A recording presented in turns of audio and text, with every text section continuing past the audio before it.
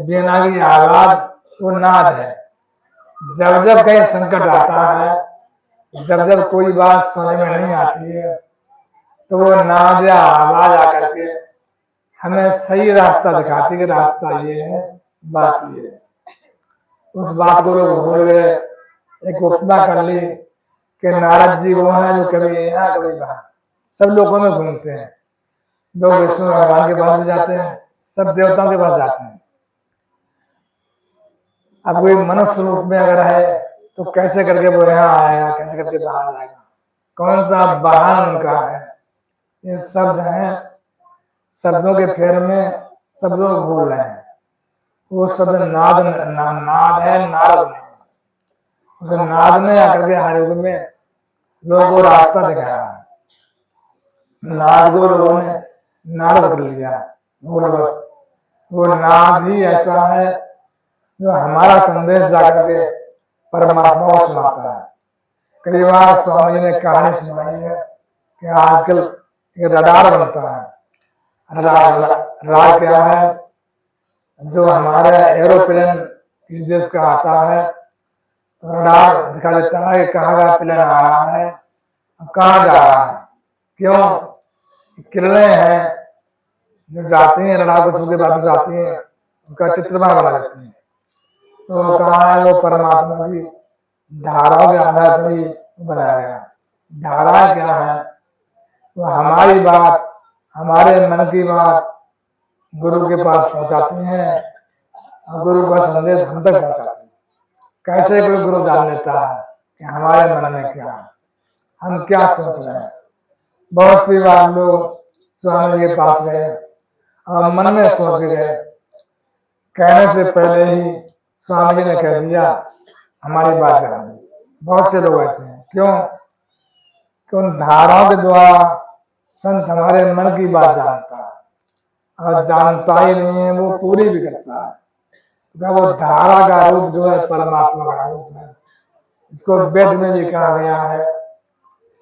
यजुर्वेद के अध्याय 32 में एक ही अध्याय चारों वेदों में है तो परमात्मा के बारे में।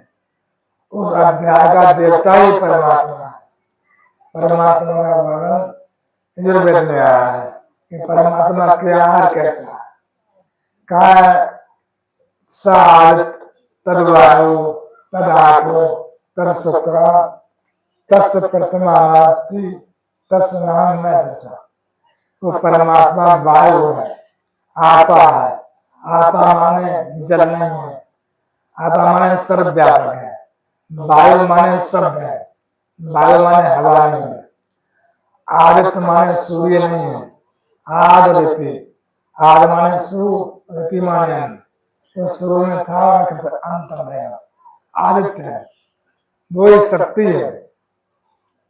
कहा है उन धाराओं के रूप में लोगों ने परमात्मा को पाया है और जाना है। ये परमात्मा कैसा है और कैसे काम करता है।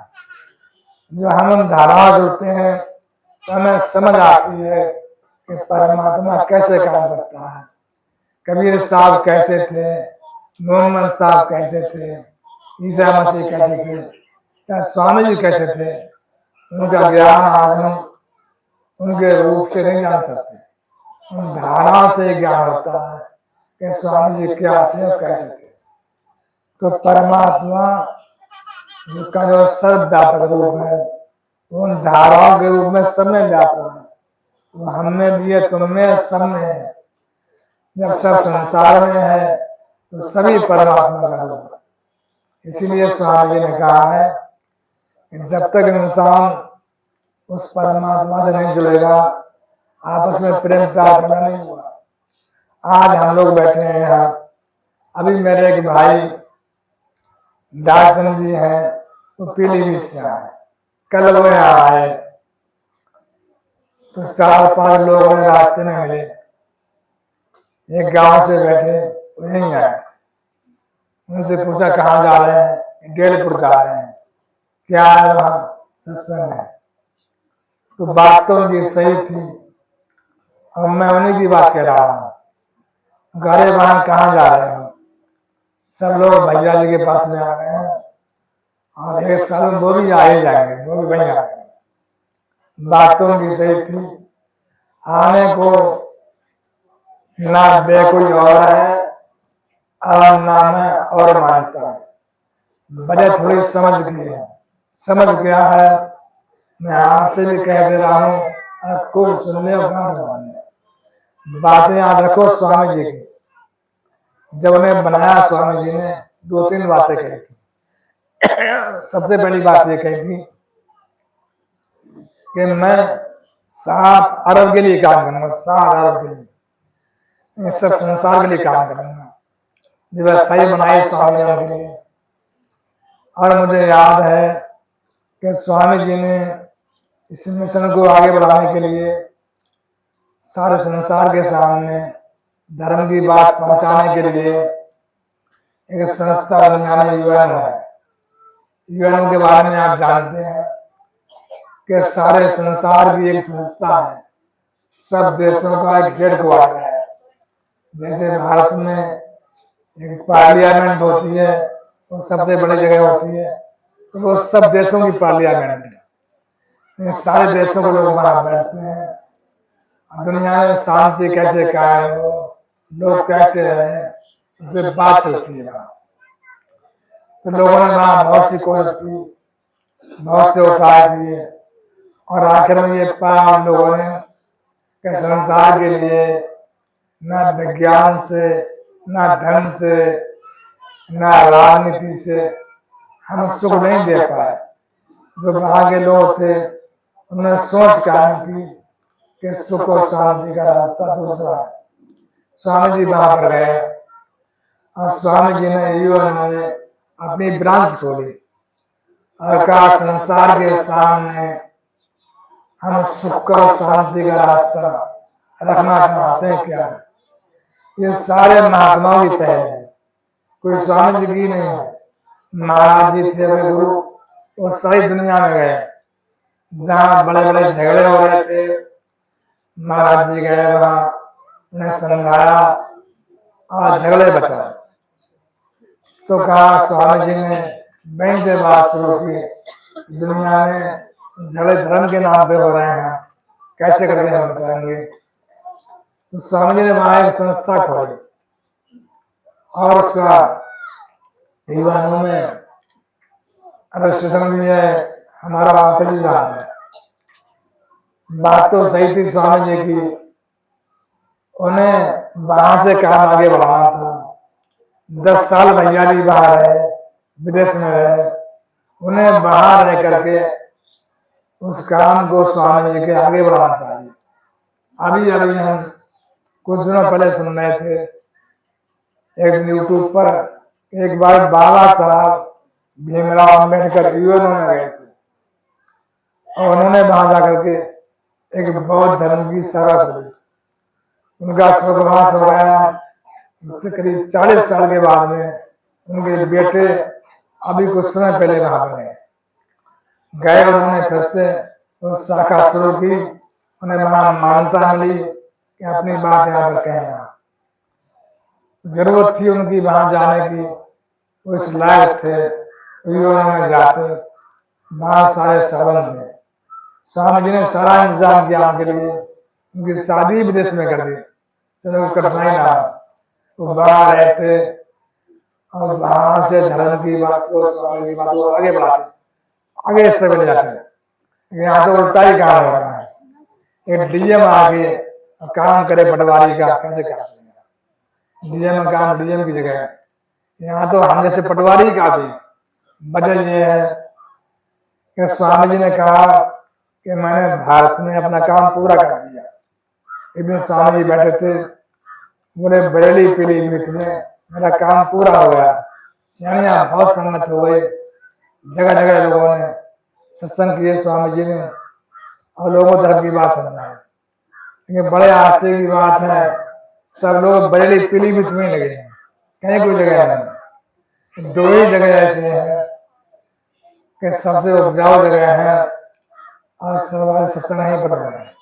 हम समझे को समझाना चाहते हैं, उनकी क्षमता है वो बाहर जाते देश विदेश में जाकर के लोगों के सामने स्वामी जी की बात को रखते, वो सारे काम को छोड़ करके और वो यहीं पर जो लुटे पिटे लोग हैं उन्हीं को लूट रहे हैं। अब वजह क्या है? जो लोग जैसे खुश हैं, मुझे याद है लालू ने एक बार हंसी की बात करी थी। लालू जी बड़े जोकर माने जाते हैं, तो बोले जब भैंस दूने पे हो तो दूना अगर दुआ नहीं जाएगा तो बीमार हो जाएगी। अगर भैंस दूध दे रही है और पशु आ जाए दुगने तो बीमार हो जाएगी। तो ऐसे ही उनको भावुक लोग हैं, हम भावुक लोग हैं आगे, इनकी भावनाओं का दोहन ना हो लोग दुखी हो जाते हैं। जो आदमी पैसा देने को फिर रहा है उसे पैसा लेना ही पड़ेगा, ले लिया जाए तभी वो ठीक रहेगा। मुझे अभी याद है एक भाई यहाँ आए मुन्ना लाल जी, उनके सालू हैं मेरठ में, गाँव नदिया मनसा राम जी, टीचर हैं और सेवानिवृत्त हुए हैं। अभी 2 महीने पहले की बात है कि भैया जी में लगने गए थे आस पास के, तो वो अध्यापक हैं, उनके पास बड़ा पैसा था, तो बैंक जा रहे थे। उनके लड़के ने पूछा कहाँ जा रहे हो? बोले बैंक जा रहे हैं। क्या काम है? कि पैसे लाएंगे। तो बोले कल लाए निकाल के 1 लाख रुपए वो कहाँ गया? कहाँ डाल दिए? बोले वो तो हम कल ही दे आए भैया जी के लिए, कल ही दे आए, आज और लेने जा रहे हैं। तो वजह क्या है? हम भावुक लोग हैं, हमारे पास पैसा है तो किसी को हम देना ही चाहते हैं, लेकिन उस पैसे का क्या हो रहा है, क्या उसका उपयोग हो रहा है, क्या उसका दुरुपयोग हो रहा है, हमें जानना नहीं चाहते। आज हम सारे के सारे लोग धर्म को दोष देते हैं। कई लड़के पढ़े लिखे मिलते हैं कि फलाना आत्मा ऐसे और फलाना आत्मा में से तमाम कहानियां हैं। लोग सुन सुन के सोचते हैं कि सब महात्मा ऐसे ही होंगे। वास्तव में धर्म खराब नहीं है, जो मसाल है उसका काम लोगों को रोशनी देना भी है, उसका काम आग लगाना भी है। दोष मसाल का नहीं है, दोष उन हाथों का है, इन हाथों में मसाल है। दोष धर्म का नहीं है, दोष उन धर्माचार्यों का है, इनके हाथों में धर्म है। धर्म का रास्ता लोगों को जीवन में सीधा सच्चा रास्ता दिखा करके जीवन को आनंदमय बना करके अंत में जाते समय भी कष्ट ना हो। दुनिया में सबसे बड़ी बीमारी दुनिया में जाने की है, ऐसा कोई उपाय दुनिया में नहीं है संसार में हम जा सके, आराम से जा सके। तो कहा संत मत सिखाता है संसार में जीते जी मोक्ष, मरने के बाद में किसी को मोक्ष मिली है कोई कहने नहीं आया। कहते हैं स्वर्ग में जिंदा कोई जाता नहीं और मरा बताता नहीं। जिंदा आदमी स्वर्ग में जाता ही नहीं है और मरा हुआ बताना नहीं आता कि हम स्वर्ग गए नहीं। तो धर्म को लोगों ने एक ऐसा आडंबर बना लिया है। वास्तव में धर्म आडंबर नहीं है, धर्म एक विज्ञान है। जानो तब मानो, जानो मानो सारे काम धर्म से ही होते हैं। जो काम दुनिया में धर्म से नहीं हुआ वो काम कहीं नहीं हुआ। क्यों नहीं हुआ? कि धर्म में परमात्मा को पाने की विद्या है और ये सब दुनिया परमात्मा ने बनाई है, परमात्मा के ही अधीन है। जो काम परमात्मा से नहीं हुआ वो इंसान से कैसे होगा? इसीलिए सबने बड़ा खोल कर कहा कि पहले हरि की भक्ति कर, पीछे और उपाय। कि पहला काम दुनिया में परमात्मा की भक्ति करना है। फिर कैसे करना है? दुनिया में लोग बहुत ही भक्ति ज्यादा कर रहे हैं और ज्यादा में ये हो रहा है वो रास्ता ही भूल गए हैं। ये रास्ता आपके अंदर है, सबके अंदर परमात्मा है, वो मन के आड़ में है। इस मन को रोकने की विद्या का नाम धर्म है। वेद में बहुत छोटा सा मंत्र है, 3 शब्दों का मंत्र। क्या है? कापोष्ठा व्यवस्था ओना ओजे आपोष्ठा व्यवस्था ना ऊर्जा। आपको कहा है उस परमात्मा के सर्वव्यापक धारा के लिए, तो सर्वव्यापक परमात्मा ही जहाँ ही सब लगता ही माने निश्चय ही, तो उसके अलावा और रास्ता नहीं है। जहाँ हम यहाँ बैठे हैं और कहें बैठ जाने का यही रास्ता है, यही रास्ता है, तो वेद में जहाँ जहाँ ही शब्द आया है तो वो निश्चय वाचक है कि इसके अलावा और कोई रास्ता नहीं। कहा आपो ही कि परमात्मा ही मैं मेरे लिए हमारे जीवन में व्यवस्था मैं शांति दे सकता है।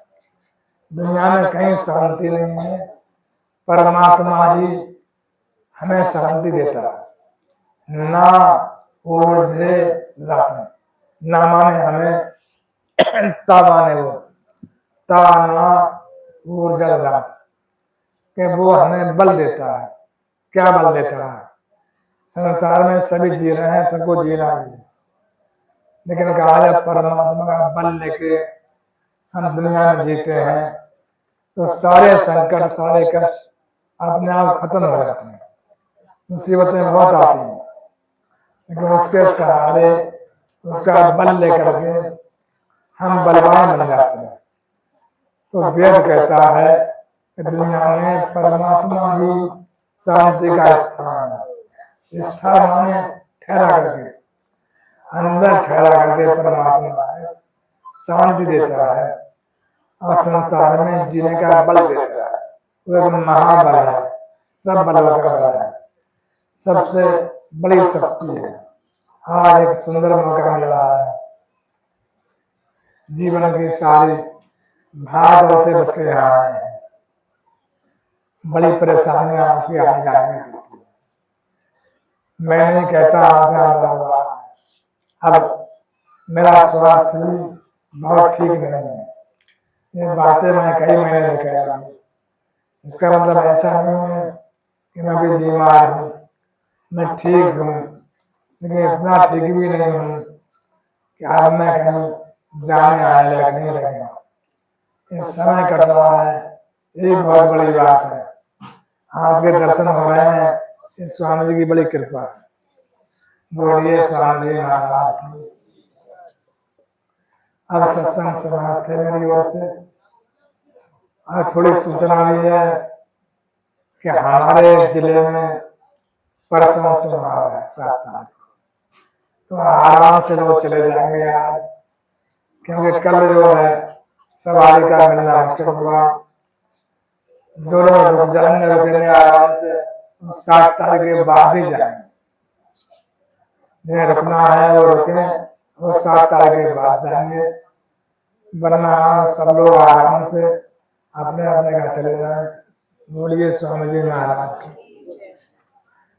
कोई नामदान लेने आया होगा तो पीछे झोपड़ी है, वहां बैठ जाएंगे, नामदान देते जाएगा। कोई नामदान लेने को आया हो तो बराबर में झोपड़ी है, वहां दली बिछा के बैठ जाएंगे, हम वहां पहुंच रहे हैं।